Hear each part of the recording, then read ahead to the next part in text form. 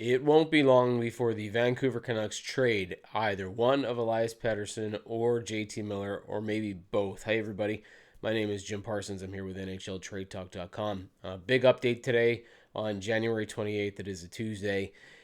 Jim Rutherford, president of the Vancouver Canucks, has spoken in an interview with the Globe and Mail, and Gary Mason has a report that Rutherford has finally admitted that there is a major rift between Elias Pettersson and JT Miller on the Vancouver Canucks. Until now, it was all just speculation. Everybody sort of knew that there was a problem, but the Vancouver Canucks weren't talking about it. They were hiding it. They were avoiding the answers to those questions. But now Rutherford has finally come out and said that there is a problem.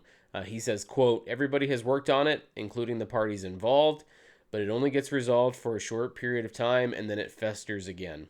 So it certainly appears like there's not a good solution that would keep this group together." So he's essentially saying that he's going to be looking for a trade. Now, the reporters from TSN, Chris Johnston, Darren Dreger, Pierre LeBrun, said that they will not accept a lowball offer.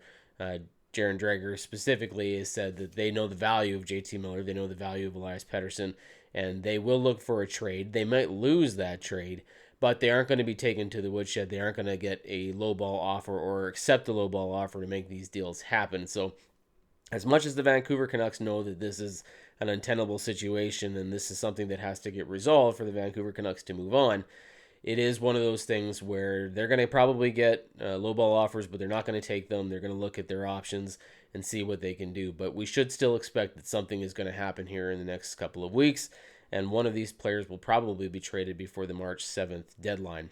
That, of course, opens up all sorts of possibilities with the Canucks and what's going to happen with this team. What's the return going to look like? Will they trade both players? And if they do that, what happens with somebody like Brock Besser? There's been talk that Thatcher Demko isn't all that happy in Vancouver.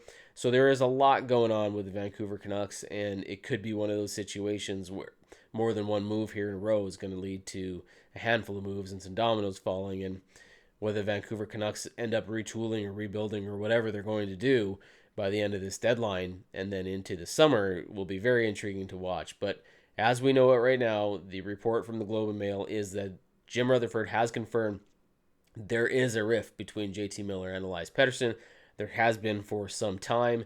They've managed it, they've worked through it, but they are no longer able to do that. So they are looking at making a trade, and it does sound like Rutherford is prepared to lose that trade, even though they do not want to get completely rooted in a trade by getting a low ball offer and accepting it. So we'll see where this goes, but this is definitely a team to keep an eye on, and one of Miller, probably Miller, or Elias Pettersson is going to be on the move. Take care, everybody.